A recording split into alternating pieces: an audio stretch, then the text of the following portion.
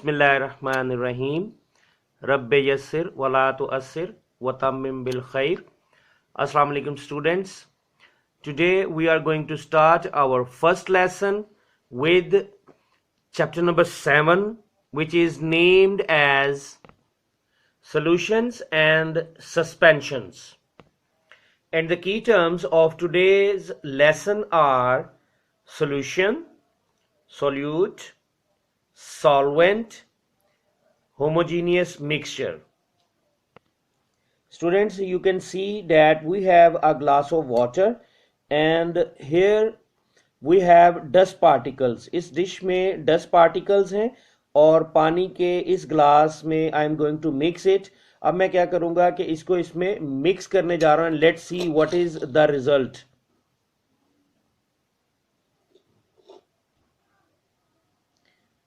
Let's see what happens to this.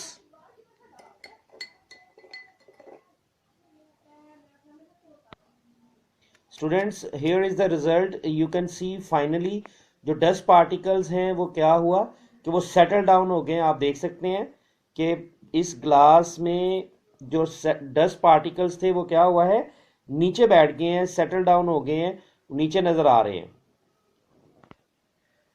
Now we have another glass of water and we have with it salt. ये नमक है जो हम घरों में इस्तेमाल करते हैं और इसको अब हम मिक्स करेंगे. इसमें पानी के अंदर नमक को डालेंगे, इसको मिक्स करेंगे and let's see the result कि इसका रिजल्ट क्या आता है. Okay students, you can see here is the result.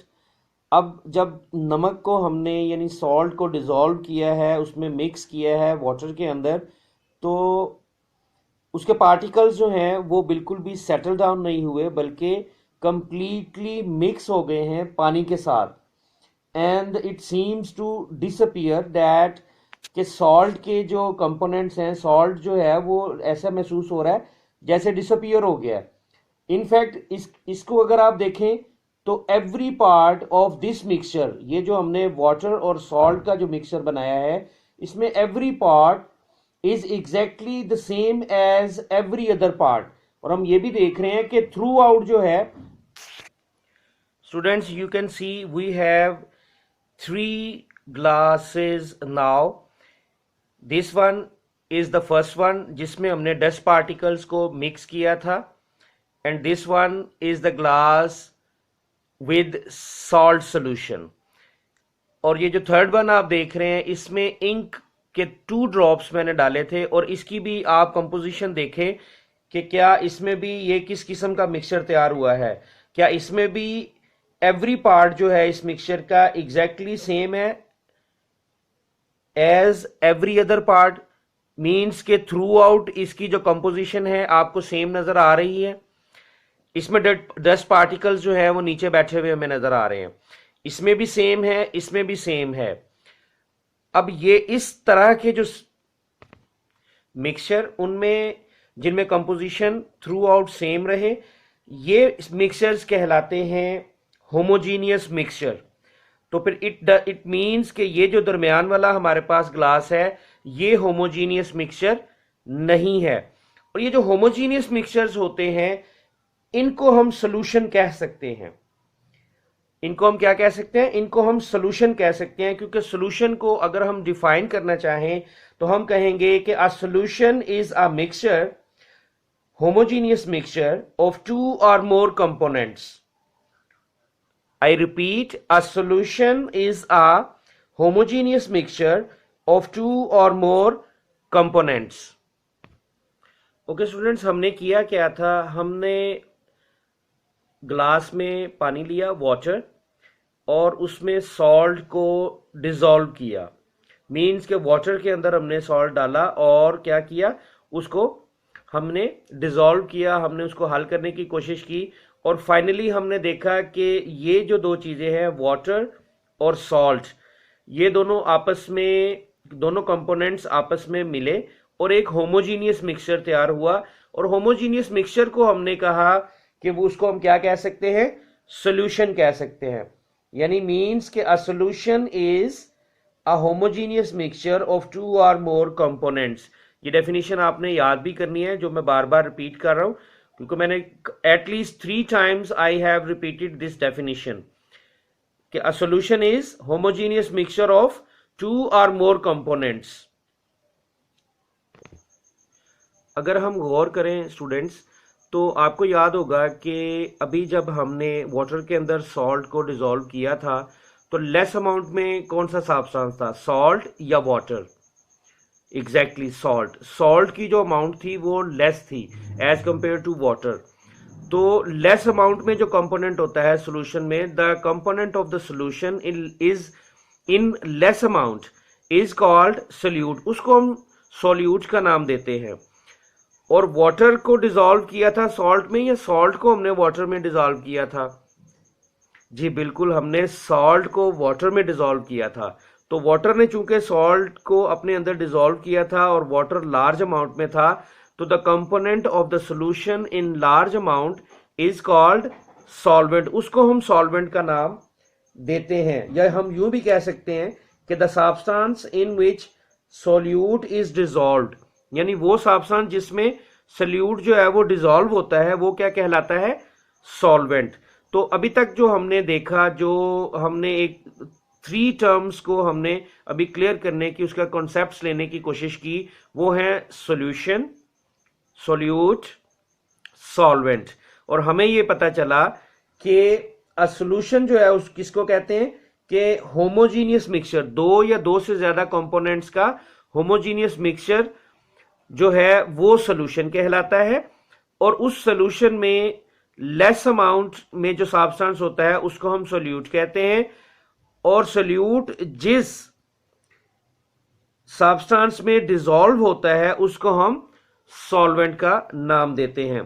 Students, now open your books at page 67। It's time to open your books. So open your books at page 67। Okay students, here we are. This one is page number 67 of your textbooks, and here is a topic we discussed, solution and its components. So let's read it out. We know that many solids dissolve when they are put in liquids. When something dissolves, it forms a solution. A solution is, यहां पे हम यूं करते हैं कि इसको हम निशान लगा लेंगे। अ solution is a homogeneous mixture of 2 or more components. ये ऑलरेडी हम डिस्कस कर चुके हैं, तो इसको आप मार्क कर लें। यहां से लेके यहां तक आप इसको मार्क कर लें। ये सॉल्यूशन की आपकी डेफिनेशन है। ओके जी, ये सॉल्यूशन की डेफिनेशन हो गई है आपकी। और इसके बाद the mixture of salt and water is a solution. इसको हम प्रैक्टिकली भी देख चुके हैं। We use many solutions every day. अब अपनी रोजमर्रा जिंदगी में हम बहुत सारे सॉल्यूशंस देखते हैं। All solutions are the mixture of 2 or more substances. और एक ही बात उनमें कॉमन है कि जो सॉल्यूशंस हैं वो क्या है, मिक्सचर है 2 या 2 से ज्यादा सब्सटेंसेस का। The substance in less amount is called solute. तो ये डेफिनेशन आ गई हमारे पास सोल्यूट की। इसको भी मार्क कर लें, यहां से लेके यहां तक आप इसको मार्क कर लें, जो अभी हमने पढ़ा। उसके बाद the substance in which solute is dissolved, यानी वो सब्सटेंस जिसमें सोल्यूट जो है वो डिसॉल्व हो जाता है, उसको हम क्या नाम देते हैं, वो क्या कहलाता है, सॉल्वेंट। उसको हम कहते हैं जी सॉल्वेंट। तो दीज 3 डेफिनेशंस आर देयर। इन तीनों डेफिनेशंस को आपने याद करना है, and these are basically also the part of your workbook. और वर्कबुक पे इसको आपने लिखना भी है, बट पहले इसको हम थोड़ा रीडिंग कर लें सारा। The solvent is always more in quantity than a solute. ये पॉइंट याद रखने वाला है कि सॉल्वेंट जो है वो हमेशा क्या होगा, क्वांटिटी में ज्यादा होगा as compare to solute. Clear जी? Now it's time to open your workbooks. So open your workbooks at page 27. This one is the page 27 of your workbooks, solution and its components. You can see on this page we have 3 questions. We have 3 questions. Question 1 is define solution. हम इसको पहले से mark कर चुके हैं। तो book से आपने क्या करना है, दोबारा से आप रीडिंग भी करेंगे और अपने कॉन्सेप्ट्स को मजीद क्लियर करेंगे। इसके बाद डिफाइंड सोल्यूट सेकंड क्वेश्चन है and defined solvent third question है। तो दिस पेज 27 आप क्या करेंगे, बुक से दोबारा रीडिंग करने के बाद और इन तीनों डेफिनेशंस को याद कर लें और इसको वर्कबुक पे आपने रिटन में लिखना भी और याद भी करना है। तो आपकी आज की डायरी जो है वो है लर्न एंड राइट, यानी आप कंप्लीट करेंगे। राइट से मुराद है कि इसको आप पेज 27 को कंप्लीट कर लेंगे। Learn and right workbook page number 27। I repeat the diary, learn and right workbook page number 27। Thank you so much. अस्सलाम वालेकुम।